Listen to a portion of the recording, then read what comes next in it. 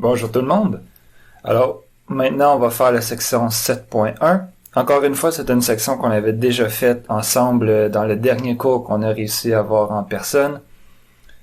Mais c'est une portion de la matière que j'avais été vite. J'ai peut-être pas fait tous les exercices. Donc, comme vous avez plus de démonstration, je me permets de refaire cette section-là comme révision et aussi pour vous faire plus d'exercices, l'expliquer directement en personne plutôt que juste par le manuel. Donc, on y va. Évidemment, ça c'est peut-être la question phare du cours. Ceux qui sont capables d'y répondre, tant mieux. Sinon, mettez la vidéo sur pause, prenez 30 secondes pour essayer de mettre ça dans vos mots. Sinon, je me permets d'insister parce que selon moi, si dans 5 ans, dans 10 ans, vous avez presque tout oublié du cours, si vous êtes encore capable de répondre à cette question-là, je vais être content. Donc, qu'est-ce que ça veut dire? Que la limite de f quand x tend vers a est égal à b.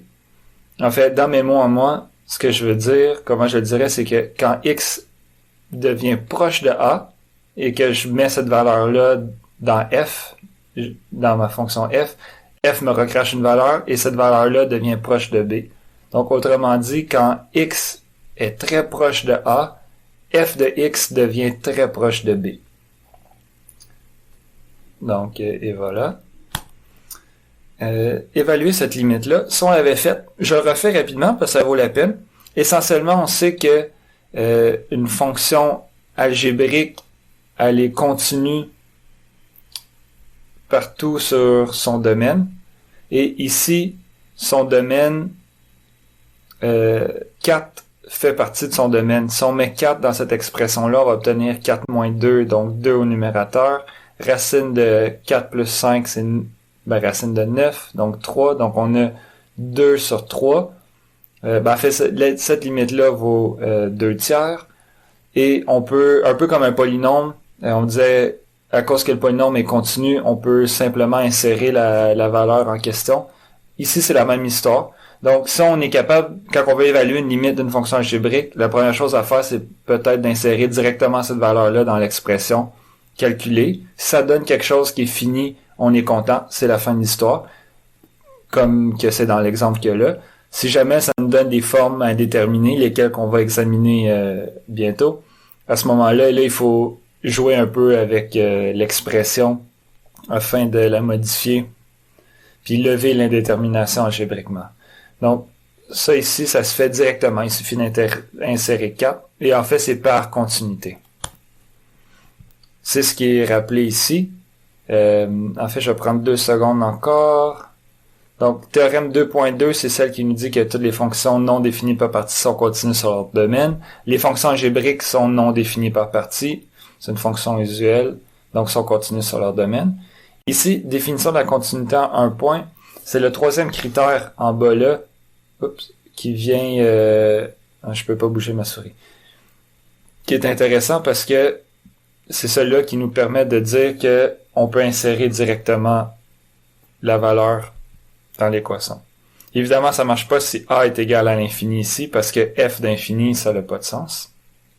Donc ça, c'est les 2 propriétés qu'on a utilisées pour résoudre efficacement cette limite-là ici. Enfin, dans le fond, les limites qui vont nous causer plus de problèmes, c'est toutes celles où est-ce que a n'est pas continu, que f n'est pas continu au point A. Donc, si f est continu dans un point, on insère la valeur, on calcule directement la limite, tout se passe bien. Si f est pas continu à ce moment-là, on peut pas juste insérer la valeur, il faut utiliser un peu d'algèbre pour modifier l'expression. Et en fait, si x tend vers plus ou moins l'infini, on peut pas insérer plus ou moins l'infini dans l'équation non plus, donc à ce moment-là, il faut possiblement utiliser de l'algèbre encore une fois. On va voir des exemples concrets. En fait, on en a déjà vu ensemble. Par exemple, celui-là, je me rappelle très bien de l'avoir fait en classe. J'y reviendrai pas là-dessus. Techniquement, ceux qui l'ont noté, vous l'avez déjà. Sinon, dans le manuel, il y a un exemple très semblable aussi. Par contre, je me demande, de mémoire, je pense que j'avais sauté celui-ci. Donc, je vais aller faire celui-là. Je m'en vais ici dans ce que j'appelle mon tableau blanc. Donc, qu'est-ce qu'on a exactement? On veut la limite quand x tend vers l'infini de moins 2 sur racine de x plus 5.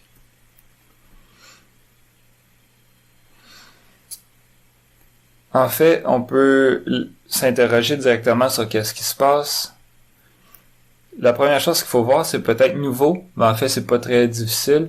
Racine de quelque chose qui devient de plus en plus grand, c'est toujours quelque chose de plus grand. Je vais faire quelques petits exemples niaiseux ici sur le côté, peut-être en mauve. Donc, racine de 4, c'est 2. Si je mets quelque chose qui est plus grand que 4, par exemple 9, la racine c'est 3. Si je mets racine de quelque chose qui est plus grand que 9, 25 par exemple, là je m'arrange pour prendre des beaux chiffres évidemment, ça donne 5. Un dernier exemple pour continuer à vous convaincre, racine de 100 c'est 10. Donc ici on voit que 2, 3, 5, 10 c'est croissant. Puis on peut s'imaginer que si je mettais racine de quelque chose de toujours de plus en plus gros, j'obtiendrais toujours quelque chose de plus en plus gros ici. Donc, ici, quand x va tendre vers l'infini, je vais avoir essentiellement un super gros nombre, plus 5, ça me donne encore un plus grand nombre. Si je prends racine de ça, c'est quelque chose qui va être grand. Et plus je vais mettre des grandes valeurs sous la racine, plus je vais obtenir un grand nombre ici. Donc, en fait, si je vous faisais un croquis vraiment bref de cette fonction-là, évidemment, là, ça va être très, très approximatif. Mais ça, c'est à peu près la fonction racine de x plus 5. C'est-à-dire que...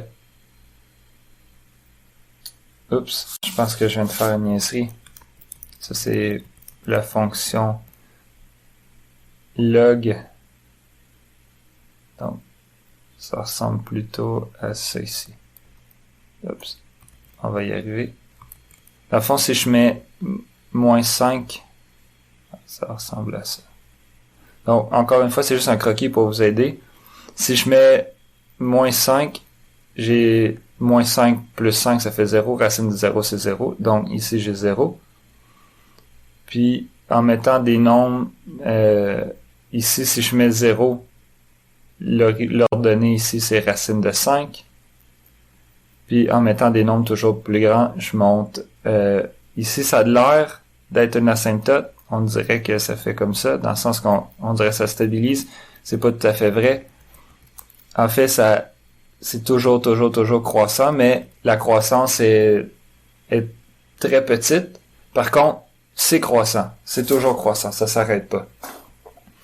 Donc, tout ça pour dire que cette forme-là, en fait, là, j'ai fait une longue introduction, mais une fois que vous l'avez vu une fois, vous pouvez tout simplement la retenir, la comprendre. Ça ici, c'est une forme déterminée. Et en fait, c'est la forme k sur infini. On a un nombre fini, en l'occurrence ici c'est moins 2, qu'on divise par quelque chose qui devient arbitrairement grand, et on sait que ça tombe vers 0. Donc, il n'y a pas grand-chose de plus à dire. C'est la fin de l'histoire. Ouais, c'est tout. Donc, il suffit de reconnaître maintenant qu'une racine, ça tend vers l'infini si on met des valeurs de plus en plus grandes dedans. Je reviens au diapo ici. Donc, la forme k sur 0, c'est la forme en haut. C'est important d'être capable de les retenir. Donc, une limite, ça a une forme k sur 0 si on a un quotient comme ça. Et en fait, le numérateur qui est f de x, ça tend vers une valeur k qui est pas 0. Sinon, on a la forme 0 sur 0. Donc, si le numérateur il tend vers quelque chose qui est pas 0 et que la limite de g de x quand x tend vers a est égale à 0, à ce moment-là, on se retrouve sur une forme k0. Ce qui se passe dans cette situation-là, c'est que souvent, ça va donner plus ou moins infini, mais à gauche puis à droite, le comportement peut être différent. Donc, c'est ce qu'il nous dit, il faut évaluer la limite à gauche et la limite à droite pour conclure. L'exemple A, on l'avait fait. L'exemple B aussi. Et dans tous les cas, ce serait pertinent de refaire un autre exemple de limite forme K sur 0. Ça va venir bientôt. J'ai des exemples en tête là. Donc, je ne vais pas refaire eux, mais je vais en faire un nouveau de cette forme-là. Fait qu'on passe maintenant à la forme 0 sur 0. Ici, il faut retenir les différentes astuces. Je vais y revenir au fur et à mesure. J'avais pas insisté dessus en classe, mais maintenant, je réalise que, en fait, c'est très très bien fait. Si vous avez ça en tête, ça va vraiment vous aider. Donc, quand tu as la forme 0 sur 0, tu regardes, est-ce que c'est un quotient de polynôme? Si oui, tu peux faire exactement l'instruction qui est là.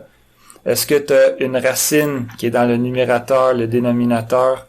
Si oui, tu peux faire les instructions qui sont exactement là. Et de même, si tu as deux fractions, en fait, tu peux les mettre ensemble puis les simplifier.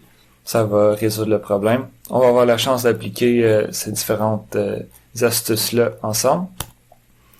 Le A ici, on l'avait fait. Par contre, on n'avait pas fait le B. Donc, je passe maintenant au tableau, puis on va aller faire ça.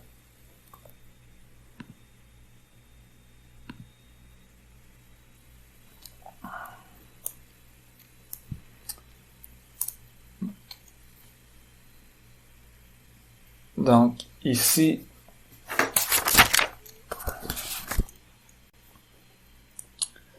on a...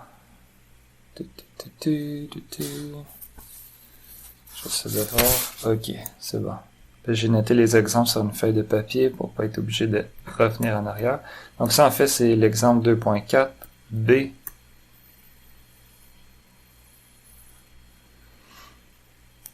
On a 3 moins... Pardonnez-moi. On veut calculer la limite de cette expression-là ici. 3 moins racine de 4 plus x sur 5 moins x. Et la première chose à faire, c'est de voir il s'agit de quelle forme. Là, en ce moment, on est dans la forme 0 sur 0, donc on se doute bien que ça va être ça. On peut regarder. Pour faire ça, ceux qui veulent, vous pouvez insérer directement le 5, faire les calculs. Sinon, souvent, ça se fait dans notre tête également. Donc, au numérateur, je vais avoir 4 plus 5 sous la racine. 4 plus 5, ça fait 9. Racine de 9, c'est 3. 3 moins 3, c'est 0. Et en bas, évidemment, 5 moins 5, c'est 0. Donc ici, je vais écrire forme indéterminée 0 sur 0. Là, vous avez le droit à voir mon chat en pleine action. Excusez-moi. Elle vient de se réveiller. Elle veut un peu d'attention. Donc, qu'est-ce qu'on fait pour ces instructions-là? On se rappelle, l'instruction B, ça disait s'il y a une fraction, pas une fraction, s'il y a une racine, on veut enlever la racine. Comment qu'on fait pour enlever une racine? On va utiliser le conjugué. Donc, je vais corriger. Mon but, là, tranquillement, pas vite, c'est d'écrire de mieux en mieux. Donc, je vais me forcer un peu. Ici, je vais multiplier par le conjugué, en haut et en bas. Dans le fond, je multiplie par 1, c'est ça qui se passe. Puis, le conjugué de 3 moins racine de 4 plus x, c'est 3 plus 4 plus x, c'est aussi simple que ça. Si je faisais simplement multiplier par le conjugué, à ce moment-là, je suis en train de modifier la valeur de cette expression-là. Je veux pas faire ça. Donc, ce que je fais, c'est que je multiplie aussi au dénominateur par ça. À ce moment-là, j'ai pas rien changé.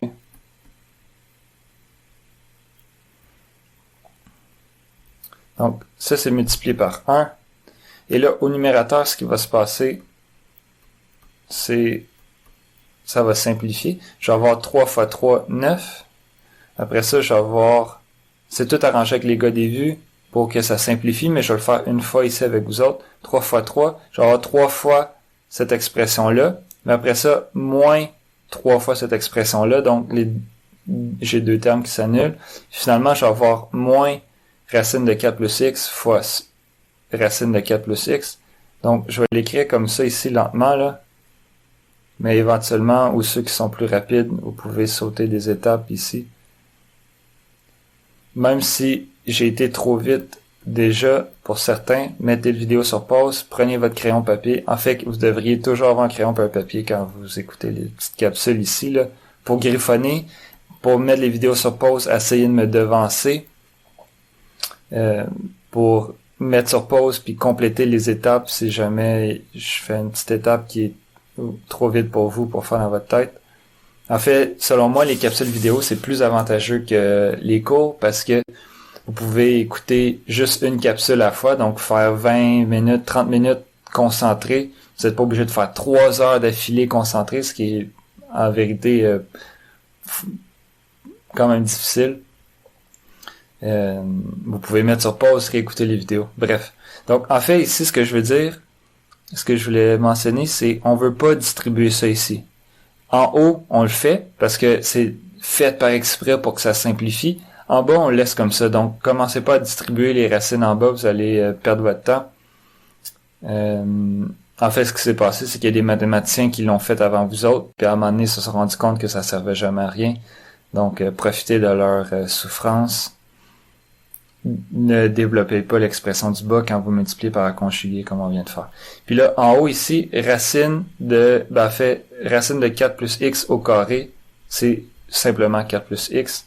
Donc, ici, je vais vouloir sauver une étape, là, mais sur le numérateur, je vais avoir 9 moins 4 plus x. Ça, c'est égal à 9 moins 4 moins x. Finalement, je me retrouve avec simplement 5 moins x sur 5 moins x multiplié par... Et là, vous voyez pourquoi il fallait pas distribuer. Vous voyez aussi pourquoi on a voulu multiplier par le conjugué. C'est que tout se simplifie. On est content. On commence à voir la lumière au bout du tunnel. Donc, ça meurt, ça meurt. Justement, quand il y a des trucs qui meurent, on voit la lumière au bout du tunnel. Bon, je sais pas si c'était drôle. Et là, ici, ça c'est une fonction algébrique. Elle est continue partout sur son domaine. En particulier, 5 fait partie de son domaine. Si on met 5 directement dans cette expression-là, il n'y a rien de bizarre qui se passe. Donc, c'est ce que je vais faire. Ici, vu qu'il reste juste une ligne... Non, c'est correct. Oups. Pardonnez-moi. OK. Donc, ici, je vais enlever la limite parce que j'évalue directement 5. J'ai le droit de le faire. Il n'y a rien de bizarre qui va se passer à ce stade-ci. En fait, on a tout travaillé, on a tout fait pour. Puis là, on peut juste simplifier. 1 sur 3 plus racine de 9. Encore une fois, les petites étapes que j'écris ici, c'est juste pour pas perdre ceux qui dorment un petit peu. Mais ceux qui sont bien réveillés, vous pouvez sauter ces étapes-là là, dans un devoir ou en général, quand vous faites des maths, si vous êtes capable de faire les étapes intermédiaires dans votre tête, allez-y fort. Donc, 1/6, c'est la réponse qu'on a trouvée. On revient en arrière, sur la diapo. Donc ça, c'était un exemple on a évalué une limite où est-ce qu'en mettant 5, on avait 0 en haut, 0 en bas. Ce qu'on a fait, on a utilisé le cas B. Donc, on était dans le cas où est-ce qu'on avait une racine au numérateur. On a multiplié par le conjugué pour faire le ménage. Une fois qu'on a fait le ménage, ça s'est résolu presque tout seul. Maintenant, on s'intéresse aux formes à déterminer infini sur infini. Donc, c'est une autre forme indéterminée qui peut se passer. Ouais, c'est ça. Si je rappelle rapidement, la raison pourquoi 0 divisé par 0, c'est indéterminé. En fait, j'ai pas réfléchi à ce que j'allais dire. C'est toutes les formes, parce qu'il y a certaines formes qu'on a vues qui sont déterminées. Ça veut dire qu'on est capable de leur donner un sens. Par exemple, k divisé par infini, c'est déterminé parce que on peut s'imaginer que c'était un nombre fini, k, et que tu divises par de plus en plus de portions, éventuellement ces portions-là doivent être quasiment nulles. Donc on a déjà donné l'exemple, une pointe de pizza divisée par tous les habitants de la Terre, ça fait des minuscules pointes de pizza. En fait, ça fait même pas des miettes. Donc c'est un peu l'idée. Mais par contre, il y a certaines formes, 0 sur 0. 0 en général divisé par n'importe quoi, ça donne 0. 0 divisé par 3, c'est déterminé, c'est 0. Mais 0 divisé par 0, on n'est pas capable de donner un sens intuitif ou même mathématique à cette fonction, à cette forme-là. Donc c'est ça qui se passe. Et aussi infini, c'est sûr que si on avait par exemple infini divisé par 3, on va dire que c'est infini. Si tu as beaucoup de quelque chose, puis tu divises en 3, il t'en reste encore une énorme quantité. Donc infini divisé par un nombre fini. Mais infini divisé par infini, on n'est pas capable de prêter un sens mathématique à ça. Je rentrerai pas là-dedans, mais d'une certaine façon, c'est que il y a plusieurs types d'infini. Donc ici, on dit toujours infini, mais il y a différentes grandeurs d'infini. Il y a aussi... faut faire attention avec l'infini parce que c'est pas quelque chose qu'on est capable de bien capturer. Ou en fait, pour bien capturer la notion d'infini, il faut faire extrêmement attention. Donc, juste infini divisé par infini, on n'a pas suffisamment d'informations pour savoir comment ça se comporte. Donc, ici, je vais juste revenir. Pour lever cette indétermination, on peut mettre en évidence le terme de plus haut degré au numérateur et au dénominateur pour simplifier l'expression. En fait, c'est la forme indéterminée peut-être la plus facile à régler. Tout ce que tu as à faire, c'est tasser le plus haut degré au numérateur et au dénominateur, et c'est la fin de l'histoire. Donc, je pense que le A, on l'avait fait encore une fois. Donc, je vais faire le B ici, que je pense qu'on n'avait pas eu la chance de faire. Donc, on veut faire l'exemple 7.5b.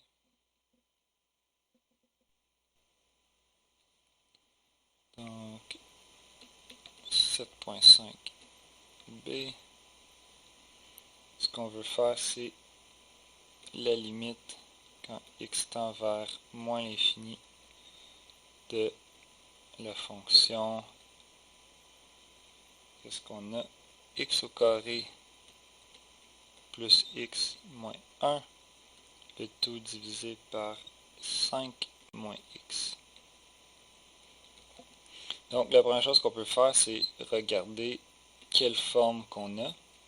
Peut-être qu'elle est déterminée et c'est la fin de l'histoire. Peut-être qu'elle est indéterminée et là, il faut travailler. Dans ce contexte-ci, en fait, vu qu'on est en train de faire un exemple particulier, dans un contexte particulier, on se doute bien qu'on risque d'obtenir la forme infinie sur infini. On va confirmer. Attends, je vais essayer de faire des plus beaux infinis que ça. Et voilà. Pas terrible quand même. Alors, quand x prend des valeurs de plus en plus négatives, c'est comme ça qu'il faut le voir. Ici, on a d'une certaine façon, au carré, ça vient de plus en plus grand, ça vient infiniment positif, si vous voulez. Ici, même affaire. Donc, au numérateur, en fait, on a la forme infini plus infini, qui est une forme déterminée, qui est égale, en fait, tout simplement à infini. J'écris forme déterminée. Le moins 1, ça ne change rien. Si, dans le fond, si x devient très négatif, au carré, ça devient très, très positif, ça veut dire très grand. Même chose pour x, soustraire 1, ça ne change rien. Et finalement, racine de, on en a déjà parlé en haut, fait que je ne reviens pas rapidement, mais racine de quelque chose qui tend vers l'infini, ça tend aussi vers l'infini. Donc, ici, tout ce qu'on a là, c'est sous la racine, puis prendre racine de quelque chose qui est de la forme infinie, c'est infini. Donc, au numérateur, on a bien infini. Et en bas, on a 5 moins quelque chose de négatif. En fait, 2 moins, ça fait un plus. Donc, c'est comme si on avait 5 plus des valeurs de plus en plus grandes. Donc, on a infini au dénominateur aussi. Donc, c'est bien de la forme infini sur infini. Là, maintenant, qu'est-ce qu'il faut faire quand on a une forme infinie sur infinie? On avait dit que c'était possiblement la forme la plus facile à gérer au niveau algébrique. Il suffit de mettre en évidence les plus grandes valeurs au numérateur et les plus grandes valeurs au dénominateur. Donc, on va faire ça, puis on va voir où ça nous amène. Donc, au numérateur, x au carré, c'est la plus grande valeur. Fait que je vais mettre x au carré en évidence. Fait que ici, j'ai 1 sur x et moins 1 sur x. Donc là, c'est ce que je viens de faire. Ça vous apparaît comme la sorcellerie. Il faut mettre la vidéo sur pause. Puis, il faut aller examiner qu'est-ce qui s'est passé. Je vais l'expliquer rapidement. Mais en gros, la première étape à faire, c'est de distribuer, s'assurer qu'on revient effectivement à ce qu'on avait avant. Sinon, c'est juste que j'ai tassé du x au carré en avant. Donc ici, il me reste 1. Ici, j'avais déjà du x, mais d'une certaine façon, je me suis endetté de 1x, puis j'ai enlevé du x au carré, fait que je divise par 1. Ici, j'avais aucun x au carré, fait qu'en le mettant en évidence, en le tassant en avant, dans le fond, je me suis endetté d'une certaine façon d'un x au carré. Donc moi, c'est le même que je le vois. Et au dénominateur, c'est la même histoire qui s'est passée. Ici, qu'est-ce qui se passe ensuite? Je vais rappeler une propriété des fonctions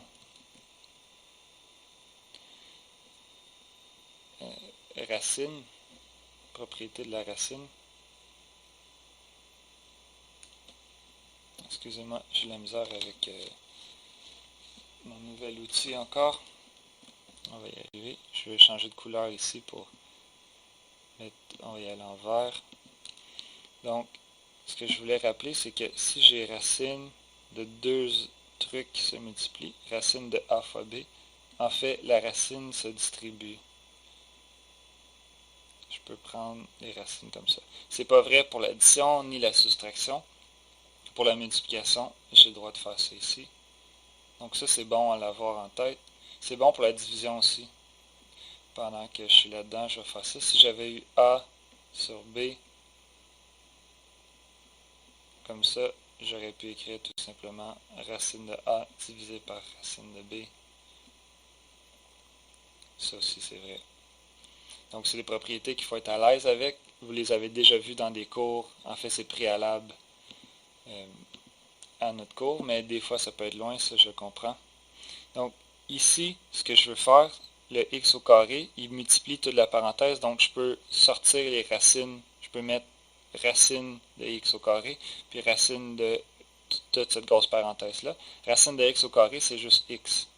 Donc, ici, en fait, pardon, c'est ça, là c'est le piège. Racine de x au carré, vous savez quoi, je vais faire une étape supplémentaire, juste pour bien le mettre en évidence, le temps que ça soit facile pour vous autres. En fait, c'est valeur absolue, c'est ça. Vous allez voir qu'est-ce que je veux dire dans un petit instant. Ici, j'ai x qui multiplie encore ma parenthèse là.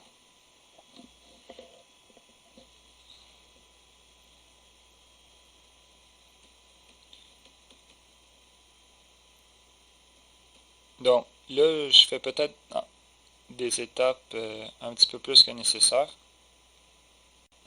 Je ne m'attends pas à ce que vous soyez aussi détaillé.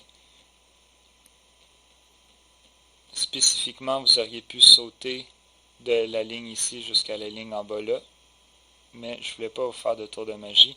Donc, ce qui se passe, c'est ça. On l'a séparé en utilisant cette propriété-là des racines. En séparant, ben, si je mets quelque chose au carré, je prends sa racine, c'est la même chose que la valeur absolue.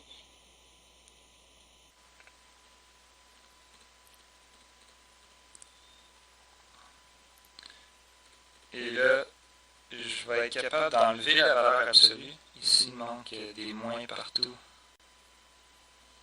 Je vais les mettre parce que, justement, maintenant, je vais m'en servir. Donc, x, il tend vers moins l'infini, donc je sais que x est négatif. Puis, valeur absolue de quelque chose qui est négatif, c'est moins x. Je rappelle ici rapidement. si j'ai valeur absolue de x, en fait, c'est égal à x si x est plus grand ou égal à 0, puis c'est égal à moins x si x est plus petit que 0. Dans le fond, c'est que je veux un nombre positif, donc si x est négatif, en mettant un moins devant, il devient positif, donc j'ai un nombre positif. Ici, je sais que x est négatif, parce qu'il devient très négatif. Donc, je mets une valeur absolue, dans le fond, je le calcule explicitement, c'est ce que ça me donne. Et là, vous voyez qu'est-ce qui va se passer. Je vais pouvoir commencer à faire des simplifications.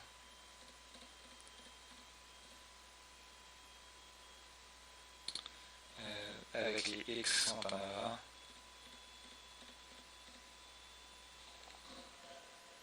On est presque au bout de nos peines.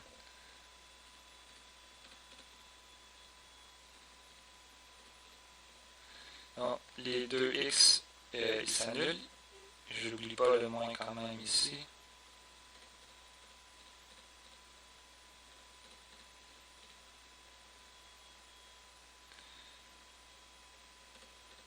Et là, qu'est-ce qui se passe?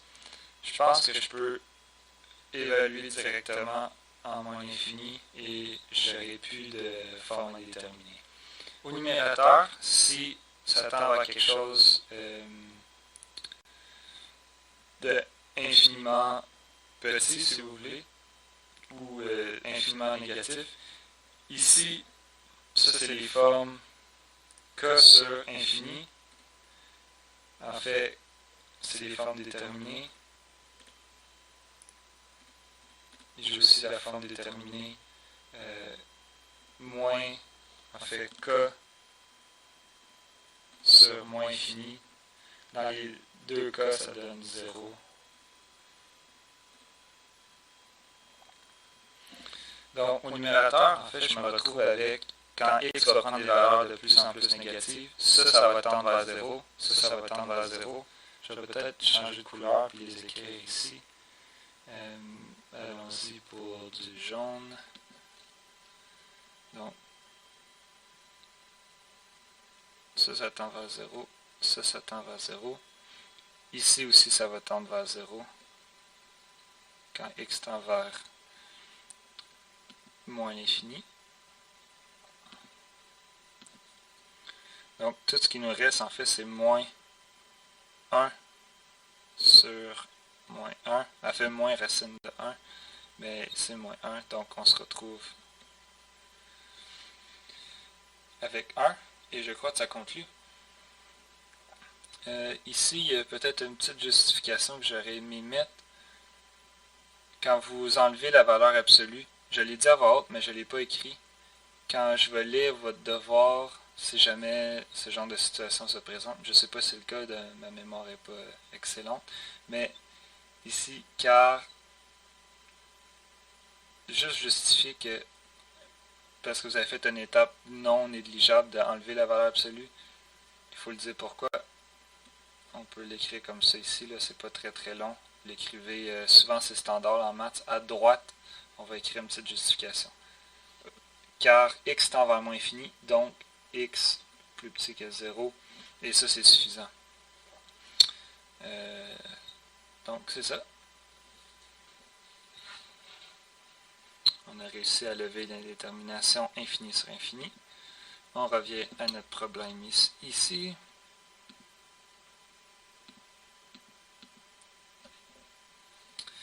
Et là, on a encore une autre forme à examiner, infini moins infini. Quand on a la forme infini moins infini, il y a différentes astuces qui s'appliquent. Si c'est un polynôme, on met en évidence la plus grande puissance de x. S'il y a des racines, on multiplie par le conjugué pour essayer d'éliminer les racines. Ça va nous permettre de simplifier. Et enfin, si on a des fractions, ben on met les fractions sur le même dénominateur, on effectue l'opération, puis simplifie. Dans le fond, ça revient essentiellement ces trois étapes-là, ou ces trois suggestions d'astuces-là, ça revient à faire du ménage dans notre expression. Donc ici, on a cet exemple-là. On va terminer avec ça, parce que là, je pense que la vidéo s'en vient quand même longue.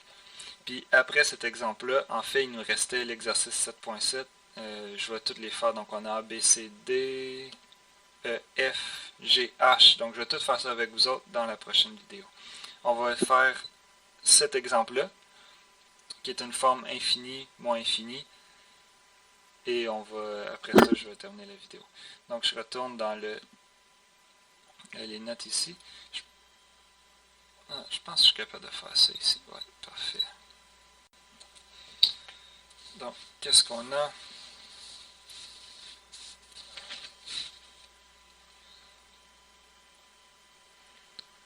On veut calculer la limite quand x tend vers 2.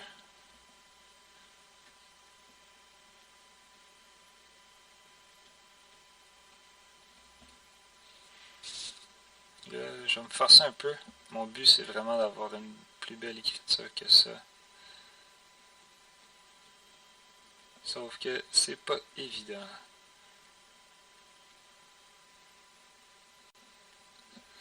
OK. Donc, là, encore une fois, on se doute bien qu'on va tomber sur une forme infinie moins infinie, puisque c'est exactement dans le contexte. C'est un exemple qui sert à illustrer cette forme-là. Par contre, on va s'en convaincre. Si x tend vers 2, ici on a 1 sur essentiellement 2 au carré, 4 moins 4, donc 1 sur 0. On sait que k sur 0, c'est une forme déterminée. Et ça donne infini. En fait, c'est pas vrai. K sur 0, je vais voir ici. K sur 0, en fait, il y a deux possibilités. En fait, ça peut être la forme K sur 0 moins. Dans quel cas, ça va donner moins infini. Et ça peut être la forme K. Ici, je prends que K est positif. K sur 0 plus. Et ça donne infini. Donc, dans ce cas-ci, si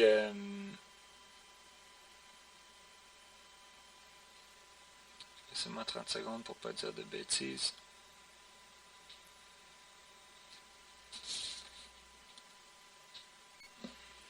Donc oui, c'est ça. J'essayais d'aller un peu trop vite.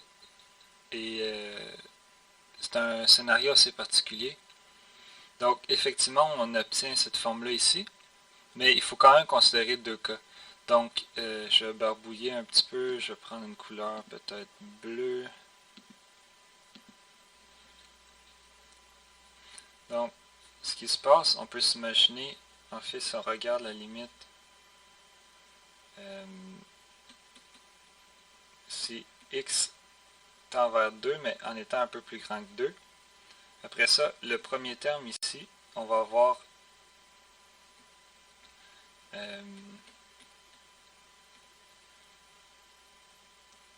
prenez tout ça entre parenthèses, là, entre guillemets plutôt. Ici, dans le fond, ce que ça nous donne, ça va faire 1. Je prends quelque chose qui est un petit peu plus petit que 2. Je vais prendre 2.1. Je veux dire, quelque chose qui est légèrement plus grand que 2.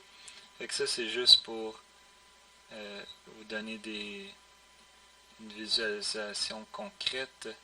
Fait que 2,1 moins 2. Donc ici, tout ça, c'est le genre d'affaires que vous faites dans votre tête. Je n'ai pas besoin de voir ces démarches-là, mais 2.1 au carré, c'est un peu plus grand que 4, fait que ça va donner 1, mais c'est à peine plus grand, fait que je vais l'écrire sur 0 plus, moins 1, 2,1 moins 2, c'est 1, sur 2,1, c'est plus grand que 2, mais c'est pas loin de 0. En fait, on pourrait même s'imaginer, j'aurais pu mettre des 0, 2,0001. Donc, essentiellement, on a cette forme-là, puis ça, c'est la forme infini moins infini. Et là, l'autre cas qu'il faut considérer, je vais fermer les guillemets ici, je vais en mettre d'autres.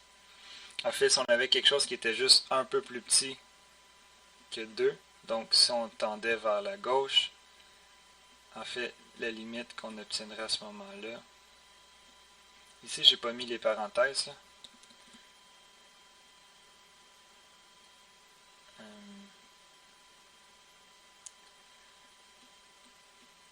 Donc, qu'est-ce qu'on aurait? Enfin, on aurait 1. Quelque chose qui est un peu plus petit que 2 au carré. C'est proche de 4, mais c'est plus petit. On peut avoir 3,99 par exemple. Fait qu'essentiellement, on a 0, mais quelque chose de un peu plus petit que 0.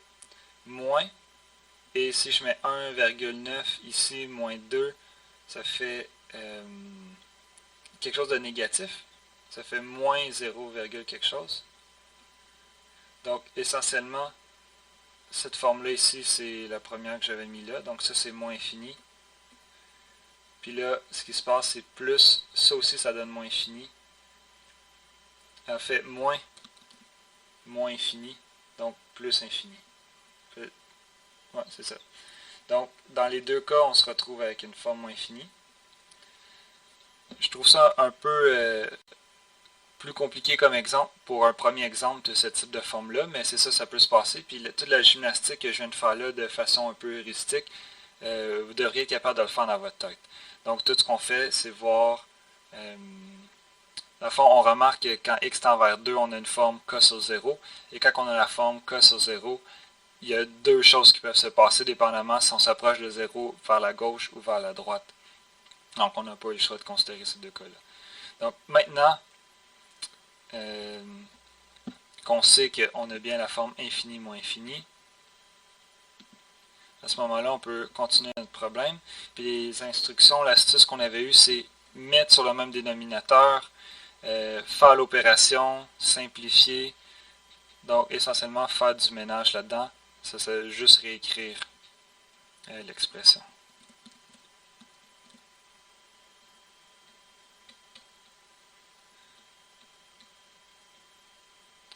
Donc, ici, ce que je vais faire pour mettre sur le même dénominateur, je vais aller plus lentement pour la première fois, mais ceux qui sont à l'aise, vous allez être capable d'aller plus vite. Je multiplie par x-2 sur celui-là, en haut et en bas, donc je vais avoir x-2 ici, moins, je vais être obligé de me faire un peu d'espace, ici, je vais multiplier en haut puis en bas par x à la 2 moins 4. Donc ici, je vais avoir x à la 2 moins 4.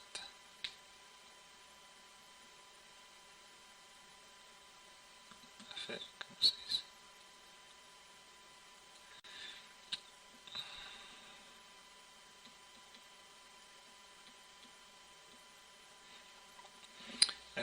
Là, ces deux fractions sont sur le même dénominateur, donc je peux juste les mettre ensemble.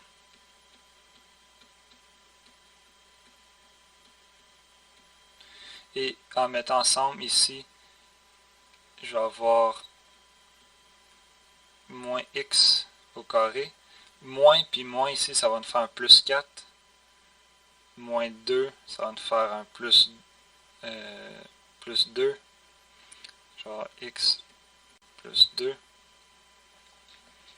Donc là, après ça, j'ai effectué l'opération. En fait, j'ai mis sur le même dénominateur, j'ai effectué l'opération. Là, je suis rendu à l'étape simplification. Pour simplifier ça, en fait, ce qu'on veut faire, c'est que on veut essayer de trouver un facteur commun au numérateur et au dénominateur, puis les enlever. Ici, j'ai comme le pressentiment que le facteur commun, ça va être x moins 2. Parce que x moins 4, ça ne peut pas être facteur de ce machin-là. Parce que c'est trop grand. En fait, c'est déjà au carré. Donc, les facteurs, c'est toujours de degrés plus petits. Et en fait, si on est à l'aise, là, on peut quasiment le voir avec les complétions de carré, on le voit assez vite.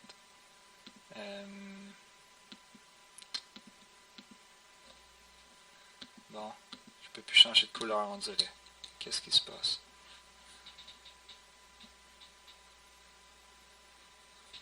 Avec un peu de chance, je vais devenir de plus en plus efficace.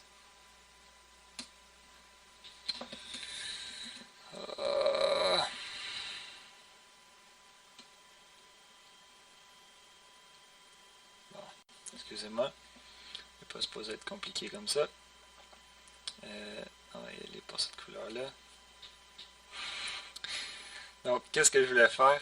Je voulais juste vous montrer que x moins x au carré moins x moins 2. Ça ici, je pouvais assez facilement voir. Je cherche deux termes qui additionnés ensemble donnent moins 1, puis multipliés ensemble donnent moins 2. Fait que je peux avoir moins 2, puis moins 1, puis plus 1. Moins 2 plus 1, ça fait moins 1. Moins 2 fois moins 1, ça fait moins 2. Et là, en fait, vous remarquez que j'ai modifié un peu l'expression ici. C'est parce que pour faire ma complétion de carré, ma factorisation comme ça ici, j'aime pas ça avoir un moins en avant. Donc, je le fais de même.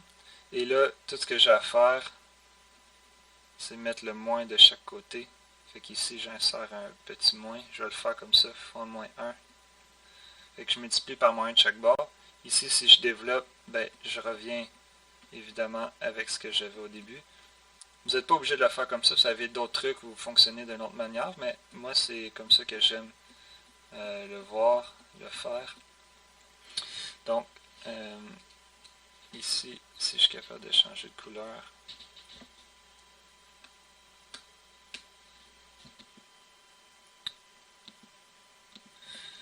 au numérateur, on va avoir moins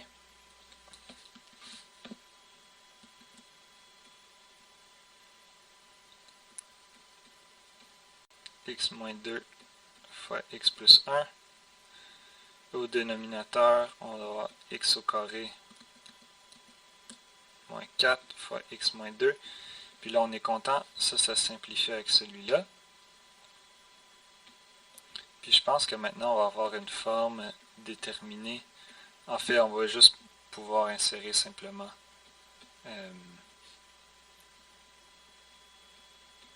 le 2 dans cette équation-là. Donc ici, j'enlève la limite. J'insère 2, ça me fait moins 2, moins 1. Ici, 2 au carré, c'est 4. Oups. Bon. Fait que j'ai bien fait. J'ai peut-être parlé trop vite. Fait que ça, c'est la forme. En fait, elle n'est pas déterminée ni déterminée. C'est une forme à déterminer plutôt. C'est la forme cos au 0. En fait, spécifiquement, je vais peut-être l'écrire. Ça fait moins 3. C'est la forme moins 3 sur 0. Donc, on n'a pas le choix, on n'a pas encore terminé. En fait, tantôt, j'avais dit que j'avais un exemple où est-ce qu'on ferait... on n'a pas fait de forme cos au 0 explicitement aujourd'hui. Quoique ici, j'en ai fait une rapidement, là, en bleu. Donc, pour conclure ici, il faut vérifier les limites à gauche puis à droite. Donc, on n'a pas le choix.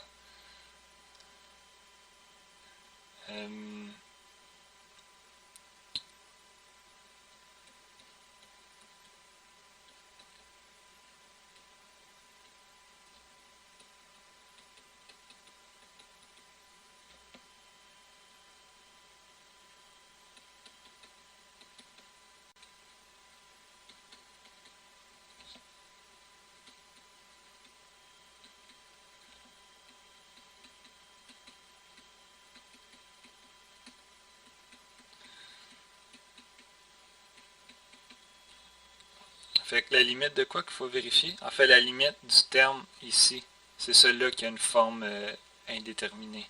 Ben, à déterminer plutôt.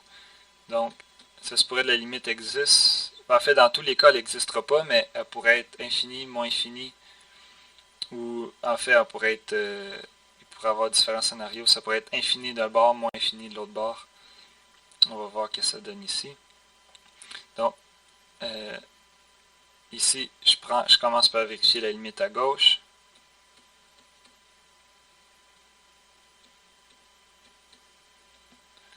Puis, en fait, qu'est-ce qu'on a? Mon raisonnement, je vais y aller un peu plus vite parce que c'est exactement celui que j'ai fait en haut ici. Ben oui, exactement. Pas tout à fait pareil, là, mais ici, au numérateur, je vais avoir moins 3. Ça ne change rien. Je vais avoir quelque chose qui se rapproche de moins 3. Mais,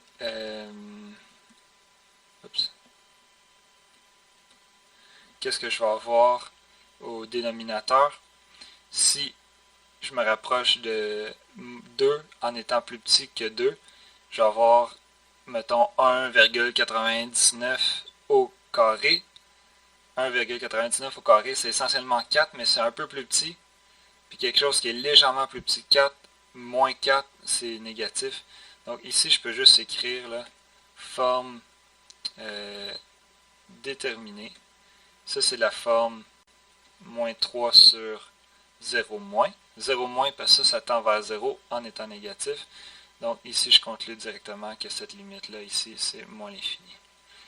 De l'autre côté, c'est la même histoire. En fait, presque la même histoire.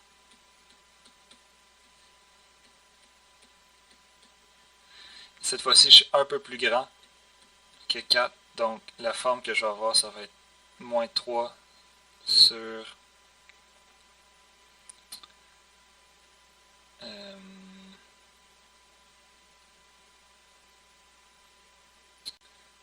0 plus.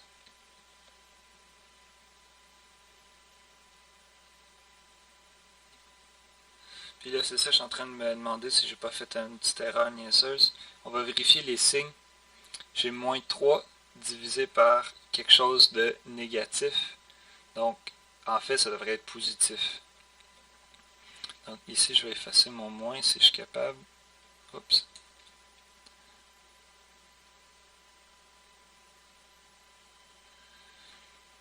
Et ici, j'ai quelque chose de négatif divisé par quelque chose qui est positif, mais très très petit. Donc en fait, ça nous fait quelque chose d'infini. Fait que, ouais, faites attention aux signes si vous voulez aller trop vite comme moi. Donc ça, c'est moins l'infini. Et là, on a bien terminé le problème, mais ce qu'on a, en fait, c'est qu'on a deux limites. Donc si on revient à l'équation originale, oups, je suis allé trop loin, désolé. Ouais, c'est ça là ici que je cherche. Donc cette expression-là ici, sa limite en deux, en fait, elle a deux limites. Si tu arrives par la gauche, c'est égal à l'infini. Si tu arrives vers la droite, c'est égal à moins l'infini. Peut-être pour voir si on a raison, je vais vous montrer deux outils pour faire ça. En fait, je vais attendre dans une prochaine vidéo. Je vous montre des petits logiciels là, qui peuvent vous aider dans cette tâche-là quand vous êtes incertain comme moi en ce moment. Mais j'arrête la vidéo pour là, puis on continue. Dans le fond, le plan de match, c'est les exercices 7.7. On vient de faire celui-là, exemple 7.6. Et on se revoit bientôt. Salut!